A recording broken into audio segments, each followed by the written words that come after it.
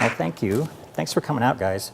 So, yeah, as Tom mentioned, I'm involved in the area of news innovation and kind of future of news, but my history actually goes all the way back to 1978, which is when I graduated from college with a journalism degree and worked in print newspapers. In fact, it was the Boulder Daily Camera, back when it had that office in a really great space, and now it's this kind of awful, well, it's an okay building in an office park.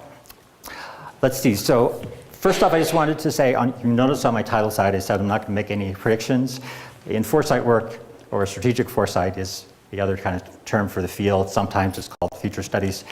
You really try and, none of us really want to make predictions, but rather it's the politically correct term really is that we're trying to anticipate likely and plausible futures. And so that's what I thought I would do tonight. So I thought we could just maybe go through, and I've got some things that I think are probably pretty likely to happen, at least based on my research and my work over the years. So this first one is just a huge problem, not only for news, of course, but just any information on the internet.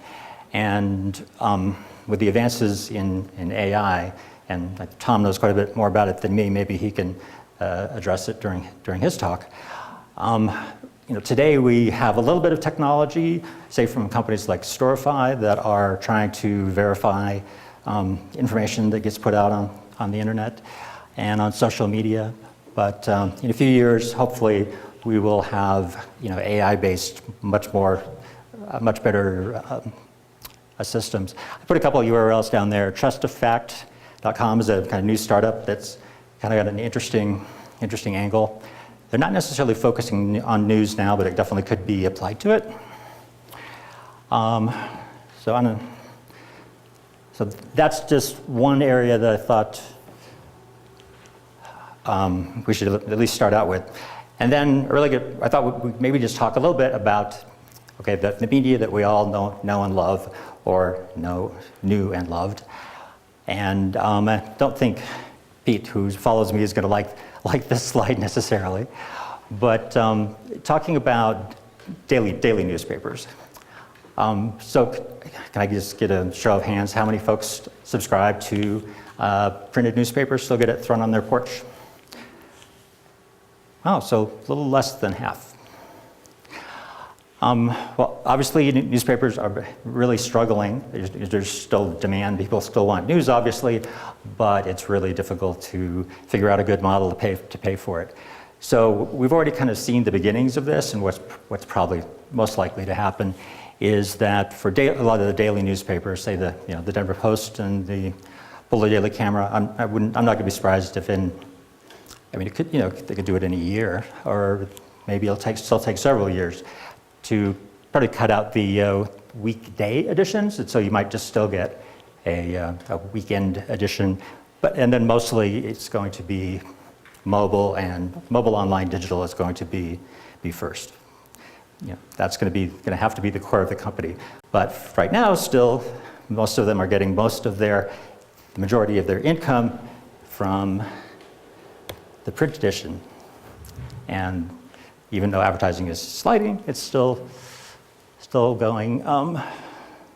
It's still supporting them. Radio news. So I would, again, not trying to avoid my prediction trap and just say that I think probably what's most likely to happen is that traditional broadcast radio it's going to take longer than, say, the newspaper industry to really make this transition to digital and on-demand radio. So, for example, you can see here on the right, that's NPR One, which is a mobile app that was released not too long ago. And anybody use NPR One? 1, 2, 3 people, and 4 including me. So personally, I love it because it drives me crazy sometimes when I'm in the car listening to NPR and I don't care about that story and I want to fast forward past it.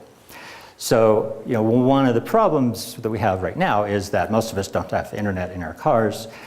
I'm in either of my cars, I can plug in my phone and listen to NPR One in my car. But I don't have broadband. I'm eating up my data allotment, and so just don't do it. But I think over time, especially as the newer cars come along, I think that's going to be then I think we'll probably go more towards an on-demand radio experience. And I added another little thing as a reminder to myself.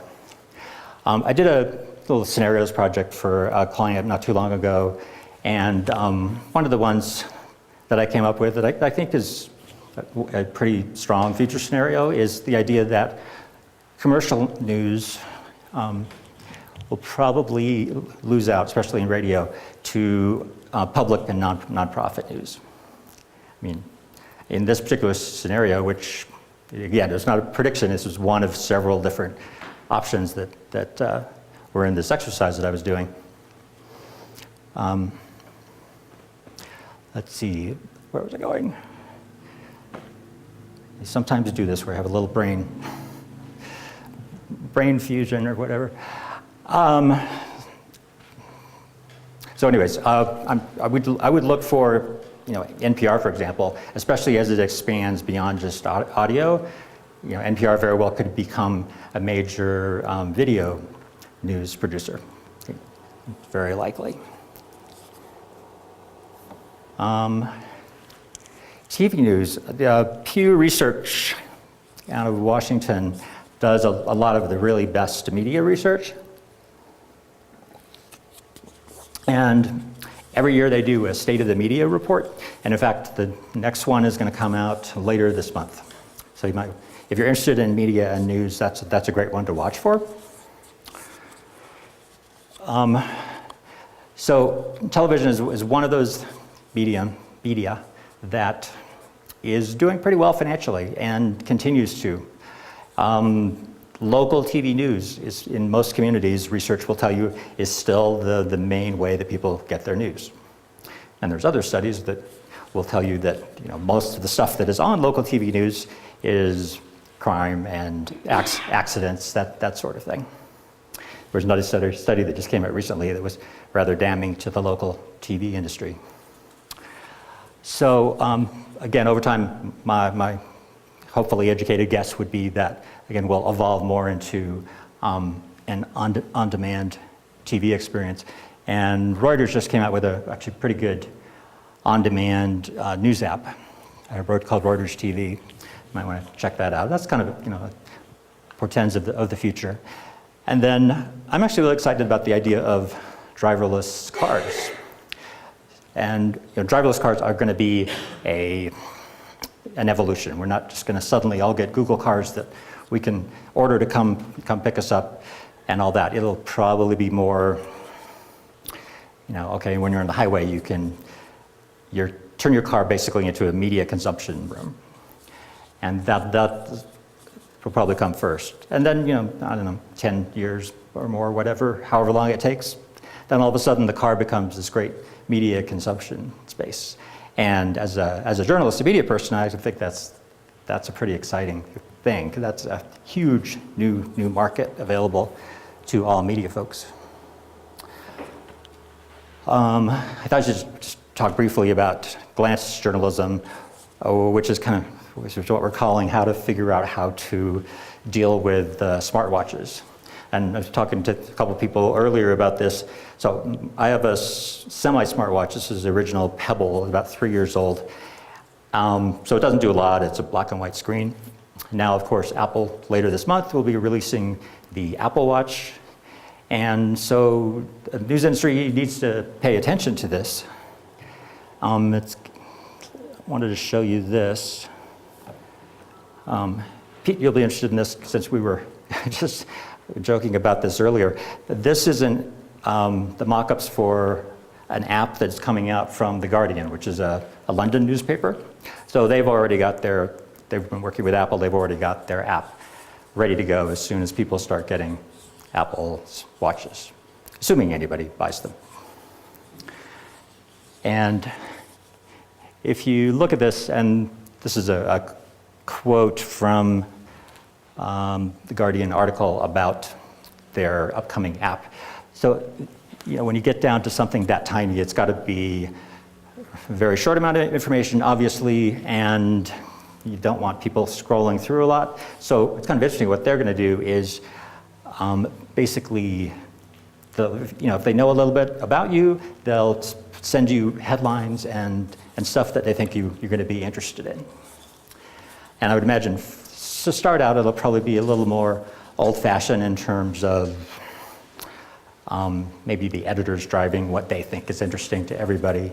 But then over time, you could kind of expect it to become much more personalized, because if they know what your likes are on Facebook, that sort of thing, then they can start feeding you stuff that you'll actually care about. So Steve, does that mean everything's going to get reduced down to headlines then?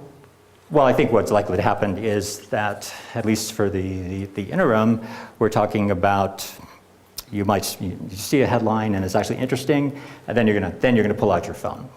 I mean, the advantage of the Apple Watch, other than I guess telling the time, which I do still use this for. I mean, the advantage really is you don't have to pull your big phone out of your pocket very often. But then the other possibility, which I think is really interesting, is audio news. So you might get an alert and then click or tap or whatever, and then hear the audio version of it. So that gets interesting when you start thinking about small tiny Bluetooth earbuds or hearing aids. So I'm old enough, a couple years ago I had to get hearing aids, and the ones I have, I can take phone calls on them and stream from my phone. So presumably I could stream from the watch if I were to buy one. But because it was 2 years old, it has a little thing I have to wear around my neck, and so I don't use it very often. But there are others that came out shortly after I got mine that just do a direct link to your phone. So if your phone rings, you hear it in your head. So I'm not sure that I'm very mainstream with this thought, but I do like the idea of that sort of thing, being able to have your device, whether it's your watch or your phone, feed news to you and personalize stuff directly to your head, assuming that and again, that's something where you really are going to have to opt in, and you don't want to be bothered by stuff that you don't care about. So. And that's the same thing with the watch. I think I'll skip this one because I don't have much time. It was just the idea of with the Apple Watch and probably other watches that'll come out later, also have a sensor on the bottom. And so that can do things like measure heart rate, and maybe your body temperature. So it's kind of interesting. You could imagine being able to aggregate that information anonymously, so you can't tap it to any specific person. And then from a journalistic perspective, you might be interested in, there's a flu epidemic going on. What percentage of people have the fever right now in Boulder or in Longmont and Louisville, and compare them. So it's kind of similar to the way that right now when you go to Google Maps and the traffic reports, a lot of that is driven by the technology is tracking your phone and how fast your phone is moving, therefore your car is moving. Let's see, another thing was immersive news, and I'm going to overlap Tom a tiny bit. I think like he's going to go a little bit deeper. One really interesting thing, and this starts to get into the idea of news that you can actually, as a member of the audience, can actually experience through digital means. So this one's kind of interesting. It's called the Bubble Cam. I think it's another one of these Kickstarter things that was successfully funded. I think it was going to be around $400 or $500. Basically a 360-degree camera, and it'll do live streaming video. So from the context of, as a journalist, this is really, really interesting, especially for, say, a war reporter, or maybe a reporter who is covering a protest and walks in the middle of it and then is streaming live. So then you as a user then might be able to Just go into this live report, or it might be archived, and as the guys or gals, they're walking around, then you can just pan however you want and see what's happening, which gets to be really interesting for a live news event. And that's something I'm really quite interested in.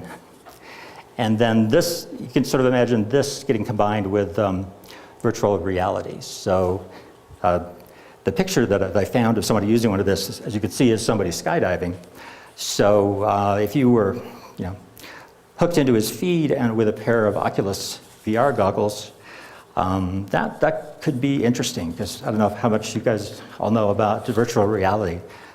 Tom had one a few weeks ago, a whole session on it, and I know I tried one, and definitely you can get vertigo, and people actually get sick from it. So I'm not sure.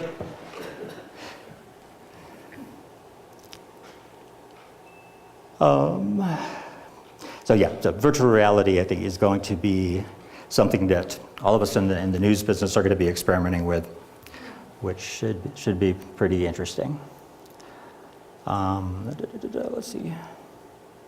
Oh, you guys, yeah, that's pretty big enough. You can read it. But just the idea of being able to walk into the middle of a news event as it's happening, assuming it's something really significant, that's pretty exciting and new, and that shouldn't be too far off.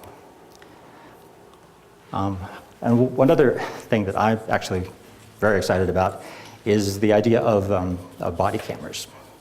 So this one here on the left, it's a startup out of France, I think, or Spain, called First Vision. And what they've done is they've basically built this athletic suit that, say, a soccer player could wear, or maybe a football player, and again, broadcast, live stream, from their point of view. So that gets really interesting, I think, in terms of sports. I mean, we've already have the ability with, say, auto racing. A lot of times you'll see, if you're watching auto racing on TV, people have, some of the drivers have cameras in their cars. And that's kind of cool to see it from their perspective.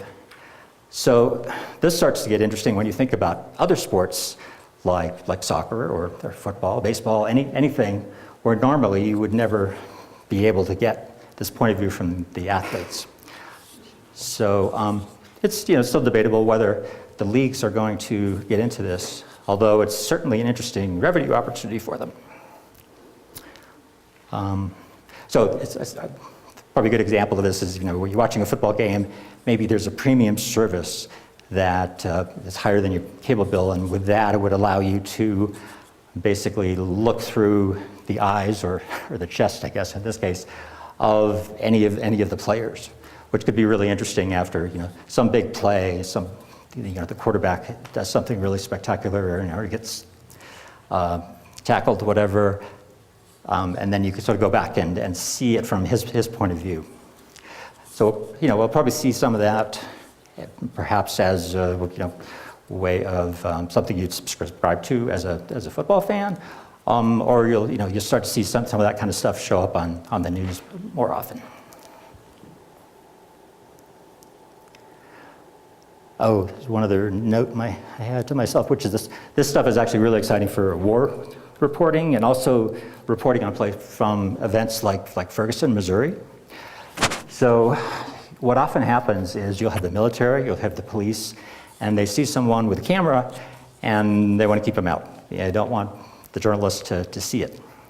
So that happened in Ferguson, where there was a funny video that kind of went viral on the net. Well, maybe it's not so funny, but basically there was may have been a CNN crew, and they were setting up the cameras, and the police didn't want them there, and the police actually lobbed a tear gas canister at this camera crew. And they, of course, ran off, and then the police went and confiscated the camera gear. So, of course, that's not legal, not kosher, but that's what happened. So what's actually kind of interesting, again, from a news point of view, or a journalism point of view, is if you just look like one of the other protesters, you're more likely to be able to get in there and get the shots. So I'm kind of excited about that. And then if you live stream that stuff, that's going to be really interesting. And as a news consumer, I think that's really interesting because this stuff is likely to be unedited. It's really important enough, like say a World Trade Center type of thing, and you're looking through, sort of the eyes of a reporter. You're not going to have anybody censoring some of the stuff. Like back at the World Trade Center, when that happened, there were a lot of incredible photos of people falling out of the buildings. And most news organizations did not want that shown, so they squelched it. The photos still showed up on the web, of course. People put them up. So I think that's definitely going to change things. And then related to that is the idea of being able to look through the eyes of the witnesses at news events. A lot of times, of course, journalists aren't there. They have to travel there to get to the thing. So, in the past, and we still kind of have this, some eyewitnesses at a really big news event, like when the plane crashed in the Hudson River. This guy posted a photo on Twitter, or TwitPic actually, and it went viral on Twitter. And no news organization had a shot that was anywhere near that good. So that's still kind of going on. But I think what we're likely to have in the future is actually being able to get some live stream video from eyewitnesses. So now not everybody has a smartphone, but a lot of people do. And so you can, for some big news event, if there's enough people there, you can often get images from them that the journalists can't get. So it starts to get really interesting when, this could be a few years, when everybody, or a lot of people, have maybe small personal cameras that could do video streaming, or smart glasses that aren't as dorky as Google Glass. And this little image on the right is actually from a really great science fiction book called Existence. And the author is David Brin. So again, it's Existence by David Brin. He wrote it in 2012. And it's one of the few science fiction books I've found where one of the main characters is a journalist of the future. And so one of her big tools are these glasses that she wears. And they're basically connected to the cloud. They're connected to her followers, who can communicate with her and give her tips, and she can communicate out to them, or live stream a video. So it's a fascinating book. I think it's 2050 is the time frame. So if you were feeling like reading a novel about the possible future of news, that's a good one. Let's see. How am I doing on time? I didn't even look. Go a little longer? Yeah. Okay. Okay, I was just going to mention augmented reality. And again, this comes back to the idea of if more people have smart glasses, where you're walking around and seeing additional digital information. And you can already do that with some apps and a phone, but that's still kind of clunky. So I think we'll probably see more of that. And the idea of audio is, location audio is another thing I just wanted to mention. There was a new startup out of San Francisco, where else, called Detour. And what's interesting is they are creating basically audio tours of different parts of the city. So they might have a tour of historic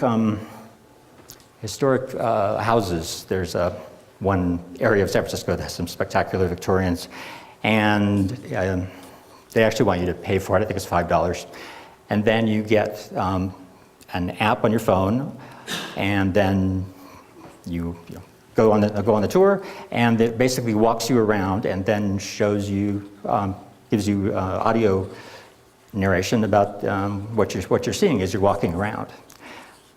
And then there's additional information comes on the smartphone. So it might say, to see a video of this thing that I just pointed out to you, open up your smartphone, that sort of thing. So that's actually really interesting for news, and they're they're just scratching the surface. I think this thing I've got up here may be their first kind of news application of this technology that they're using.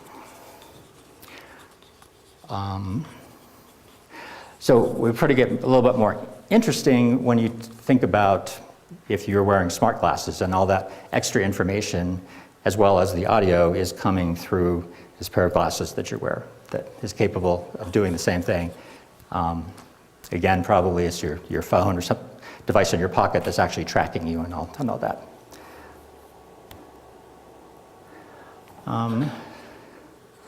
Let's see, let me try and just go through this stuff really, really fast.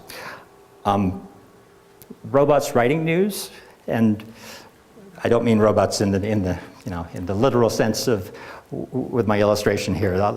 Usually the robotic writing programs are just algorithms or AI systems, and they're already in use. For some of the bigger, say, financial news organizations, you've already got things like quarterly reports, stuff that is mainly data-driven. You can sort of feed it to the system. There's a few companies that do this, and turn out an article that is basically indistinguishable from what probably a rookie reporter would do, because a rookie reporter is generally the one who's writing the kind of mundane stories. I've seen that for baseball games. We can take the box score and explode it and weave in other information that sounds conversational and turns into a pretty incredible story. Yeah, and the exciting thing about that is as the news industry has continued to cut back on the number of reporters, they could actually increase their coverage and cover every little league game. Because all I got to do is feed the data into the system. Of course, that does mean that there may not be as much need for as many journalists as now, but we don't really know how this is going to turn out. I mean, essentially, are robots going to take our jobs as journalists, or are they just going to end up being our digital assistants and helping us as journalists do much better job, way deeper research than we could possibly do alone or with other human help, or if we even could afford to have one. So I think that's going to be a really interesting area.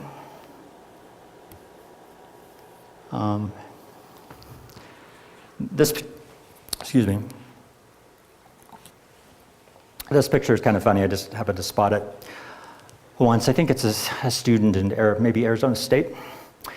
And so they're just experimenting with new technologies for reporting. And one of the trends that have been going on for a while is, okay, can we do a story, especially a video story, and with just one person? And we don't really need camera crews anymore. We can just send the reporter out with the small equipment, and they can do it themselves. I mean, that's like super low end, but there are better options to be able to still do a stand-up TV report that you would see on the 5 p.m. news, and have the person be able to do it alone. Let's see. So, in a way, I feel a little bit sorry for journalism students these days, because they really do have to learn to do so much more than, say I did way back in the dark ages. I was able to kind of focus on one thing, but the people who are going to get the jobs coming out of journalism now are going to have a lot of different skills and have to use a lot of them. You probably had to learn the typesetting machine. No, not quite that far back. Yeah. This is kind of more of the same. Some of the new technologies that are coming along are going to be really great for war conflict reporting. So this image here, a magazine, I think it was Gentleman's Quarterly, did a profile of a guy named Tim Pool, and he is definitely one of the leaders really out there in terms of independent war reporting. And he's, half pure technologist and half journalist. So he'll go around the world and take his drone with him, and have a bunch of other stuff. So some of the stuff that I've been talking about, like body cameras, having, I haven't talked about this, but having an AI digital assistant that he can access quickly to find out information. Smart glasses, all that stuff will probably be being used by a guy like this. And I know I have to stop, but I think I'm about at the end. I could skip that one, and I could skip that one. Okay. So that's what I got for now. All right, let's give Steve a big round of applause. Let's give Pete a big round of applause. Thank you. Okay. Well, thanks for coming out tonight. And I think I'm going to take it from 30,000 feet right down to about street level in terms of the trials and tribulations of a actual working member of the journalism industry or the news industry at this point. I talk very fast, so if I'm too fast, just wave me down. But here's kind of how I'd like to see us proceed this evening. Number one, I'm going to tell you a little bit about me. Number two, I'm going to tell you a little bit about the Denver Business Journal. Number three, I'm going to give you some of what I'm calling the observations from the front, so you can get a window into my world. You can feel my pain for the next 15 minutes roughly. And then I want to, since we're talking about the future of news, I want to take a moment to kind of give you my take on where I think we're going with it. And Steve, would be interesting to kind of compare notes. And then finally, hopefully we'll leave a little time for questions. So just wave your hands if you'd like to ask me anything along the way, and we'll save some time at the end. Okay, about me. So I started my career in newspapers at the ripe old age of 21 years old at the San Jose Mercury News. And this is kind of funny in that the guy who hired me, my very first boss, went on to work for a little startup called Google, and he was employee number 59. And for about the next year, we did this little dance where every time I would see him, I'd go over to the Googleplex and have lunch at their fancy cafeteria, since much fancier now, and he'd offer me a job, and I kept finding new ways to tell him no, because my career in newspapers is just going swimmingly. You know, why would I ever want to turn that in for life at a startup? Anyways, it's the road not taken. Yes, his name was Doug Edwards. Doug Edwards. Doug was their very first brand manager, marketing manager, and he likes to take credit for the fact that he named the product AdWords, so Google AdWords was one of his contributions, and he's also the guy who's responsible for all the dumb little propeller hats that they give all new Googlers. So if you saw the dumb movie, The Internship, number one, I'm sorry for you, because that's 2 hours of my life that I'll never get back either. But he was very instrumental in setting up the early culture at Google. So didn't do that, but instead I decided to kind of make my bones straddling the two sides of our business, the print core business, which at the time when I started my career was probably 95% of the revenues, and probably 97% of the profit in that industry. But I really like digital, and I said all my friends and cohorts were kind of coming up, and they would leave the newspaper industry, go work for Google, or they'd go work for Excite or any of these, some brands still around, some brands long gone. But I stuck it out, but stayed in touch with them, and always tried to keep abreast of the latest trends in digital, particularly in digital advertising, because I came up through the business side.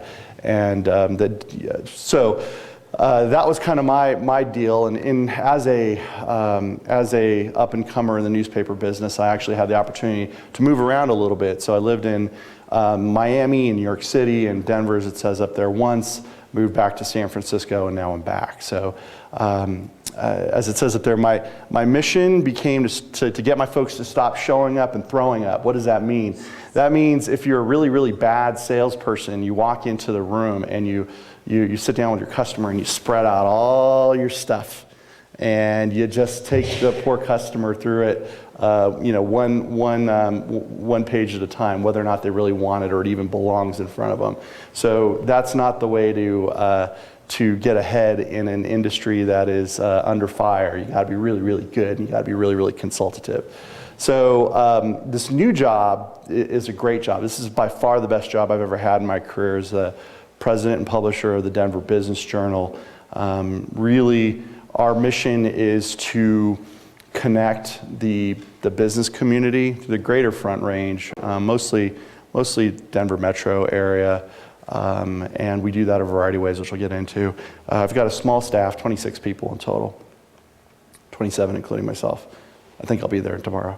The Denver Business Journal, I want to give you a little bit of background. Number one, it is the oldest business journal, weekly business journal in the country, which was something that I didn't know. It was founded back in 1949 by this character named Gene Servey, and publishes to this day, obviously. We're actually owned by a larger company called the American City Business Journals. We own 40 business journals coast to coast. Our parent company is Advance, and Advance is a company based in New York City that owns Condé Nast. So in some bizarre twist of fate, where actually the Denver Business Journal is a kissing cousin of Vogue and GQ, although I don't dress as nice as I'm sure their publishers do. So that's a little bit about the company.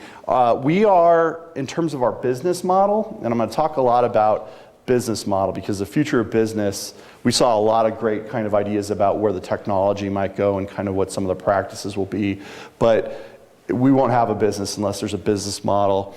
Right now, I'm a three-headed monster. I've got online revenues, I've got print revenues, and I've got event revenues. And you can see how we break out there. Roughly 12.5% of the revenue this year is coming through pure online products. 72.5% is print, and 15% is event revenue. I'd say with respect to the larger news industry, my digital is ahead of radio and TV, but still overly reliant on print. Daily newspapers have had their print shrink a lot more, so by virtue of that, if nothing more, their digital contribution is inching up. So see if they can cross the chasm. But that event business, that 15%, is really what I think both distinguishes us and keeps me, allows me to sleep at night, because that is a business that everybody wants to get into. It's much in vogue in the last couple of years amongst mainstream news media companies are trying to diversify by having live in-person events, and we've done this for a number of years at a high level. So that is the Denver Business Journal. Let me just show you, and there's a lot going on here, it's a little bit blurry. This is kind of my money slide about our audience. We have a unique audience, okay? The average household income of our readers is $217,000. The median income is somewhere around $157,000, I think. Net worth, average about $1.7 million. The median's around $800,000. Value of the investment portfolio, $1.3 million.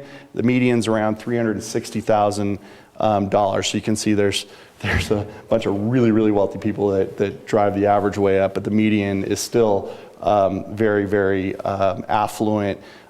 You can see typically we're 60% male. Average age is 53. Which is not, your millennial crowd. Owner, partner, top management, people that say that is their function, represents 62% of our readers, and 50% of our readers have postgraduate degrees. So we're talking Denver Business Journal. I cater to the C-suite, basically. So I'm trying to get the very top rung of these companies, including the managing partners, directors, founders of smaller companies, to read our product. What's interesting here is that what this says is that 43% of my total audience are digital, purely. 22% of my total audience is purely print. So 1 in 5 people only reads me in print still, okay? And then 35% represent themselves as being both digital and print subscribers. So depending upon how you look at this slide, and these circles actually, interestingly, have been getting closer and closer. So my print people, even as I have a pretty, my average age is 53, they're increasingly moving to the internet themselves to consume my content. So, that's good. I think once upon a time, the fastest growing segment on the internet was grandmothers that were emailing their grandkids. That's kind of a fable from a couple years back. And then I think all this really, says here is that people read us fairly regularly. 64% of the audience, of our total audience, says they read us every week. And folks visit the website 12 to 14, so once every other day. So during the work month. So we have a pretty loyal audience. That's not necessarily the truth for a lot of other media companies. Okay, so why is that important? So who cares? My quick summary of the last 10 years in the legacy news business looks like this. I see a couple of my, there's my, I think this is my old boss right here. That's our old HR director. It's been rough, okay? The news industry has not been a lot of fun in the last 10 years. Most all of us have grappled with ever shrinking revenues, difficult decisions around reducing staff, and not just trim here or there, but like good old fashioned whacking big chunks of one staff. Not fun stuff. Not fun stuff. So why? Why is that the case? And again, this is a look back, and we'll look ahead in a sec. Have you guys read Clayton Christensen? So The Innovators Dilemma. If you haven't, that's book number one that I'd recommend for all of your summer reading list. The Innovators Dilemma, The Innovator's Solution. Clayton Christensen. Basically, his whole theory is around disruptive innovation. It says that in any mature industry, at some point you're going to have another industry or another segment of even your existing industry come along and disrupt you. They're going to do, and by the time they're done, you're going to be completely outmoded. So you can, as an example, think of travel agents and the internet, or travel agents, and we can pick on Expedia. There's no longer travel agent offices on every Main Street, Louisville, like there might have been even a couple 20 years ago. The internet replaced that. This book, Clayton Christensen, looks at examples through all different kinds of industries. This is not a new phenomenon. It's not unique to the newspaper business. The internet basically came along and ate our lunch. The news business created kind of the cardinal sin, which is we gave away the content for free. So the internet is free, so all things on the internet must be free, regardless of how much it costs to produce. So that's kind of when you start with that as your business model, you're in a little bit of trouble. So Clayton Christensen really nailed this phenomenon, what's happened in the news industry. So there's still a lot of activity there. The scary thing is that these legacy news brands, companies like, I'll pick on the Denver Post, my former employer, they are still just small players in the new predominant revenue models that drive businesses on the internet. We tried a lot of this stuff. We were there first in some cases. There's an argument that says the very first banner ad, the much maligned banner ad, showed up on Wired magazine around about 1996, 97. So we kind of created some of these issues and perpetuated them. But today we're just bit players. Now the good news is, the bad news, good news is everybody else is in the same bucket, because if your company's not named Google or Yahoo or Facebook, you're just competing for the rest of the pie, the smaller slice of the pie. Those guys so thoroughly dominate revenue generation on the internet that everybody else is kind of an also-ran. Scary. Okay, that said, I believe that those who have a definable and a defendable niche have it better and can survive. So specifically, I like my business model. I'm a niche. I'm this kind of, wealthy executive reader kind of niche. I can define that, I can defend that. Rather than, again, I'll pick on my former employer, the Denver Post, try to be all things to all people. It's a great way to go out of business. So I think folks at community news outlets, the Boulder Daily Camera, despite the fact they're owned by the same company, could be in a better spot if you just owned, Boulder, and there was enough there to support that, and you were, uniquely and passionately all things Boulder all the time. You're probably going to be okay because there's not a ready replacement there. If I'm the Denver Post and you're used to reading me for national news, guess what? There's about 100 different news sites and or apps that you could go to get, and oftentimes the very same headline from Associated Press that you'd find in the Denver Post. So that's not a good spot to be in. Anything that's non-retail ad-based, what does that mean? Google AdWords is kind of like the killer app for small businesses, even medium-sized businesses. You got a need, first inclination, let me just Google it, and you're going to get served up. You're going to get served up a result, and there's ads tied to that. That's a pretty powerful business model. Plus, you couple that with the fact that they put you in control, meaning you get to buy your own ads. You don't even need an ad salesperson to come see you. Better business model. So Google tends to work really, really well for retail type transactions. So I don't want to be a part of that either. And then this whole business at the bottom about jobs to be done, that comes from Clayton Christensen. That says if you want to succeed, if you want to be a successful enterprise, understand what your consumer needs to have done for them. What's a need? And the needs could be everything from physical to psychological. What need do they have that you are uniquely positioned to fulfill, and just concentrate on doing that job? If you just remember what is the Denver Business Journal's job? Denver Business Journal's job is to put together other business people on a daily basis. It's to make people feel smart about sitting down at their next business meeting. It's about connecting someone who's new to the Denver business marketplace with the 5 people that they need to know in order to get their very first sale.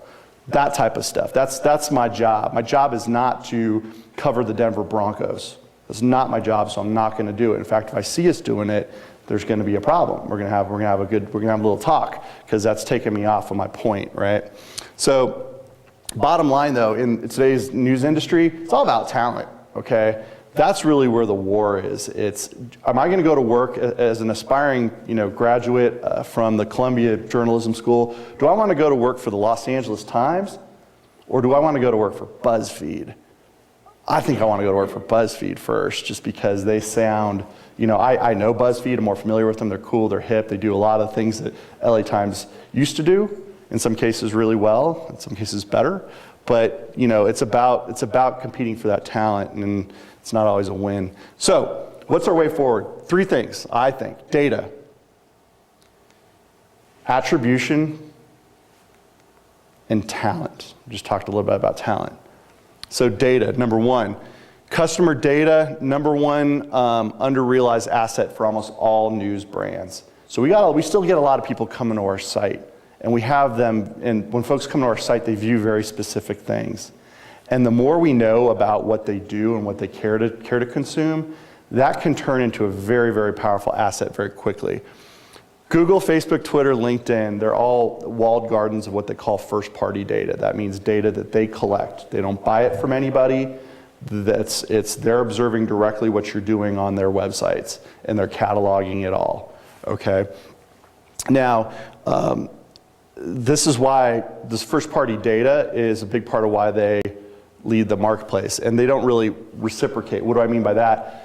Facebook would love for me to sell their ads all day long. Heck, they'll let me mark them up and sell them for them. Same with Google. Most of Google's actual live in-person revenue comes from people other than Google staffers. So it's reselling Google products and services to business owners. They'll let you do that all day long, but Google won't ever come sell my stuff. And Google won't ever actually let me inside and get their data so I can make my stuff better. It's a very one-sided relationship. So that's part of the challenge, in my opinion.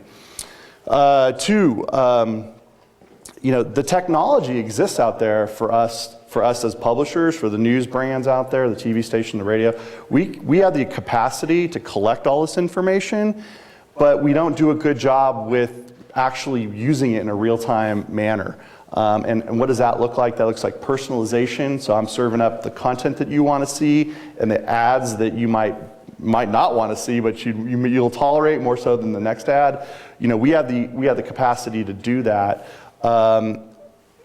But furthermore, what I really want to know as the publisher of the Business Journal is, what did Steve Outing go and view on my site? And did Steve Outing come to my business mixer last week? And did Steve Outing, does he also take my the printed paper? And what zip code does Steve Outing live in? If I can begin to assemble all these things together, I've got a profile what sounds like a pretty good customer. I know what he's reading, where he's reading it, in some cases when he's reading, what platform he's reading it on. Is he on Android OS or is he on Apple OS? These things are all readily available. But so what? What are you going to do with them? We haven't figured that out yet. So better figure it out. These other companies up here, they're getting that faster than the rest of the business. So they're accelerating, which is again scary. And then so my whole point is just with this data, we better figure this out as a news industry before, while we're still relevant to our consumers. Okay, flip side.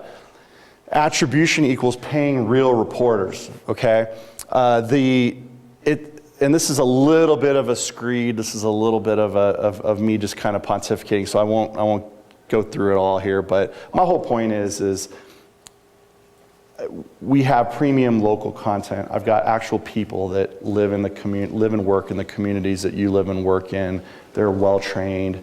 They're relatively expensive. I trust them. You would trust them. How do I derive maximum value from the work, the contributions that those guys put forward?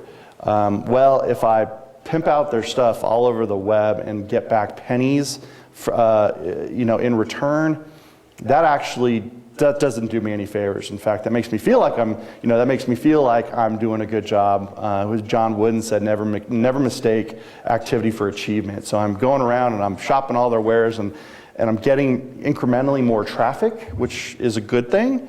But if I can't monetize that traffic at a level that's going to lead me to buy my next reporter, pay for my next reporter, so what? Who cares? That's not a win. So I want full credit for everything that goes on there. And companies like, BuzzFeed, Reddit, HuffPost in the early days, these guys made their bones on repackaging everybody else's stuff and serving it up in a much more consumer-friendly way. So good for them, but I'm still jealous. It's still my guy who's ultimately sitting at the city council meeting, or not even the city council meeting anymore, but is going to these investor presentations and actually trying to make some sense of it for the audience. There's value there, so I need to take credit there. At the same time, we've got to be really, really good at what we do. We must increase replacement costs by being excellent. What is that? That's a little bit of management. That's speak, and my apologies. What that says is, I want it to be a pain for you to have to look anywhere else. I want to be in your top 5, list of sites that you visit on a regular basis. How am I essential to you? I want to be indispensable. And the only way you can do this is I've just got to be consistently really, really good. You've got to, you can't wait to get my email in the afternoon because you know that it's hand curated and 8 times out of 10, there's going to be a nugget in there that turns into fodder for your conversation with your business partner the next day. That's my job. So I feel like, I got to get credit for that, and we got to be consistently really, really good. I'm not going to go through this because this is ultra wonky. And Steve, do you follow Luma Partners? The Lumascapes? So that's your homework after today, is go check out Luma Partners. This is, I think, the way we're going to pay for content moving forward. It's about making people buy it smarter. And I'm just going to leave it there. And it's about companies being able to take more control over where they advertise, what sites they put their content on, and looping it back to their actual business transactions, seeing a real ROI. So it's coming soon, and that'll be good. So one last slide. So talent, last generation had all the President's Men. Woodward Bernstein got a whole generation, I think, of journalists excited to go out and pursue the career. We need to have that kind of seminal moment. The Newsroom on HBO is a good show. I thoroughly enjoyed that, but we need more of that. We need to prove that this industry is vital. New skill set, new tool set, new mindset required. This is some of what Steve said. We're going to be multi-platform in the next couple of years here. That means reporters have to be able to do more. The bar's gone up. And what that has meant is that some of the legacy reporters, they're not going to be able to make the cut. The bad news is a lot of those have already been laid off, but the journalist of the future has got to be able to toggle all these different tools and produce a really compelling product. And I would just say, my own personal note, our legacy news companies need to get hip to the millennial workplace and just kind of what those folks are looking for in terms of their motivations. It's not always money, it's about lifestyle. And as an old school kind of news organization, you better be ready to do that. And kind of my funny observation is you walked into the old newsroom of the Washington Post or the LA Times, it's kind of organized chaos. It looks a lot like kind of these incubator type companies that have co-location of different different firms that kind of work the same way, lots of activity buzzing around. So again, kind of ahead of its time. And then for anyone who has to hire anyone or anyone who's interviewing for a job, go read this book, Who, because it's a better way to interview for talent. Make sure you're getting the right talent. So that's a book by Jeff Smart and Randy Street. That's my thing. So net, here it is. Last slide. I think the future of professional news is fine, but you got to be flexible.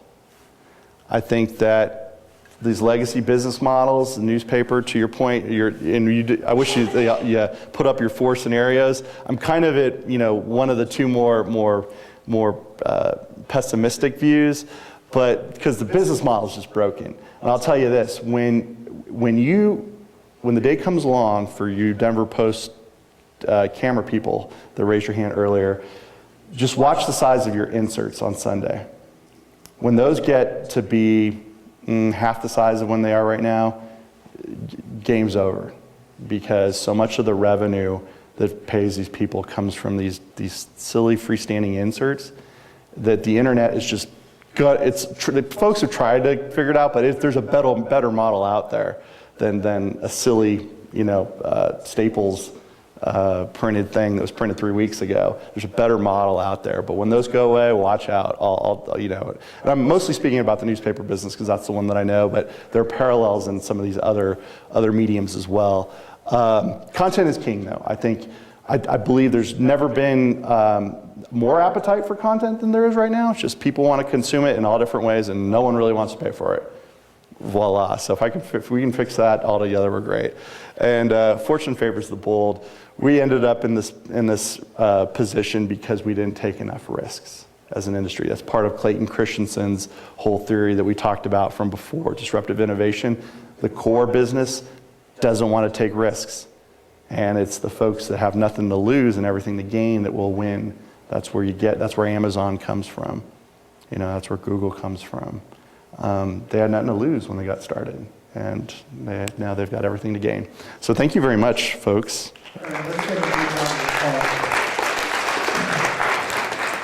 All right, this is just a quick little thing I put together.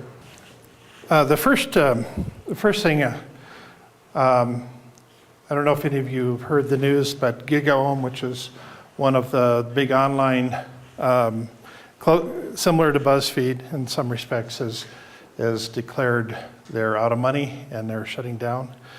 And so that went from 2006 to 2015, so roughly 10 years almost.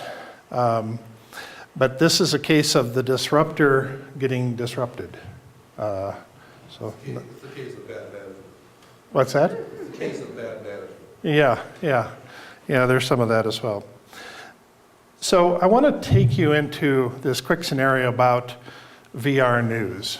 And will we be getting our news through virtual reality in the future? So when the police arrested the couple for human trafficking, a tiny news drone was able to slip in the door and get firsthand footage of the squalors the young girls were being kept in. The same drone that did a quick video sweep of the building was able to pause momentarily in the center of the room and stitch together an entire virtual environment of each room to create a different kind of news broadcast. Rather than watching a typical 2D broadcast news, a select group in the future will pay for a premium news channel where they can experience news segments in an entirely different way.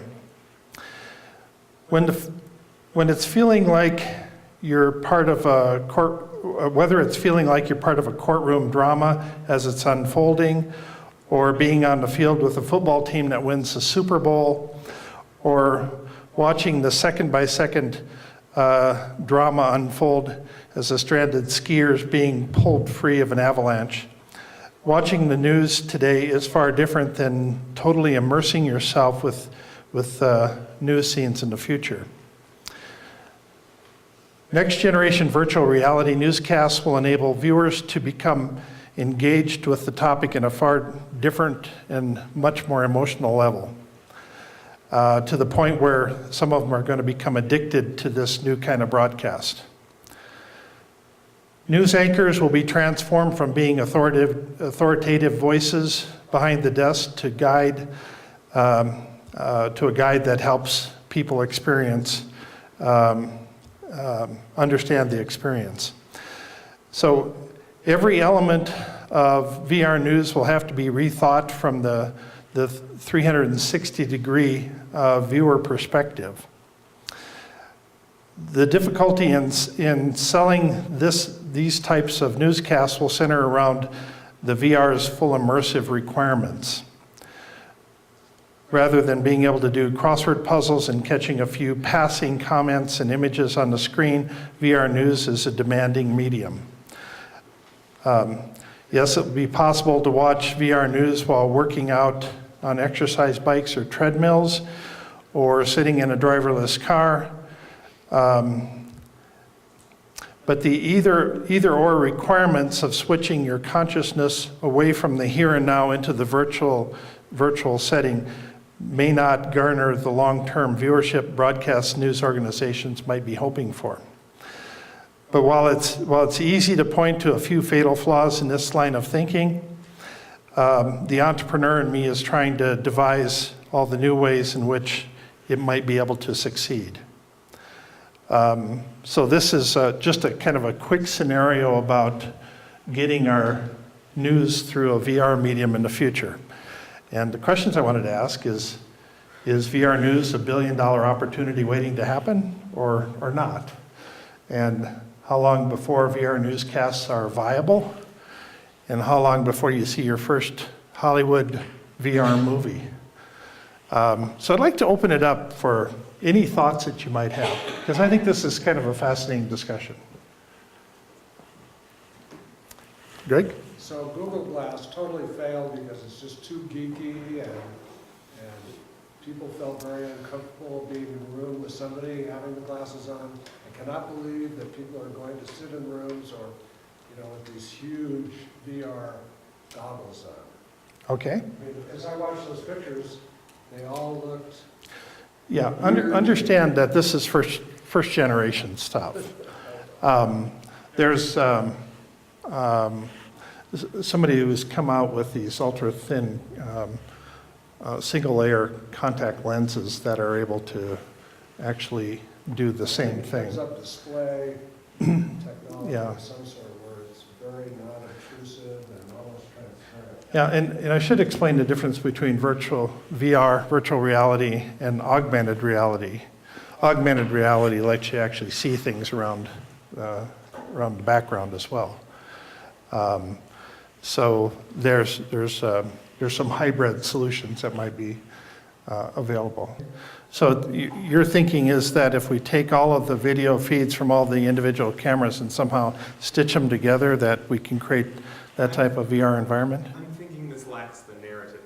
This has the visual and the experiential aspect, but there's no narrative behind it.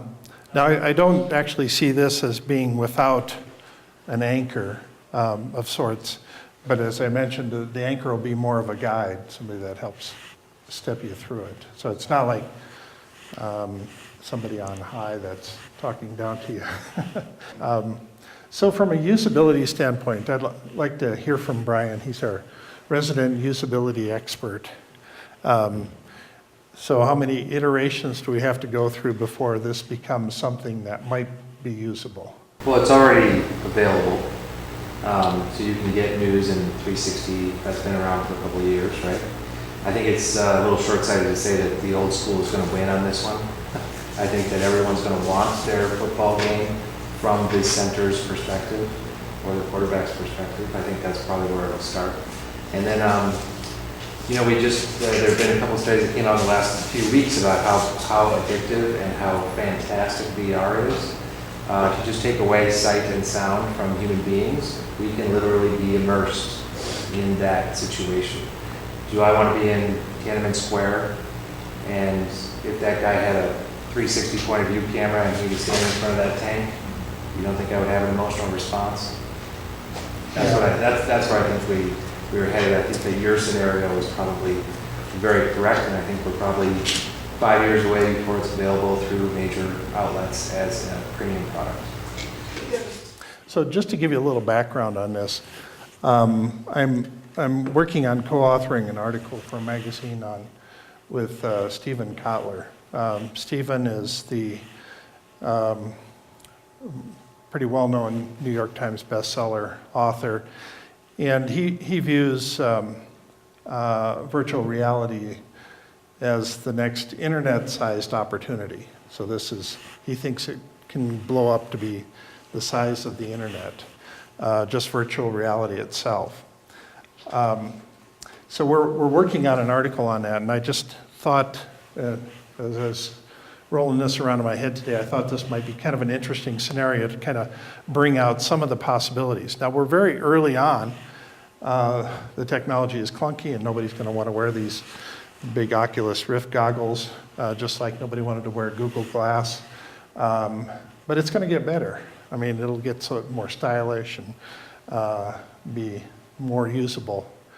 So any other questions for Steve or Pete here before we wrap up here tonight? All right, well, real good. I thank you all for coming, and this has been a lot of fun. So thanks.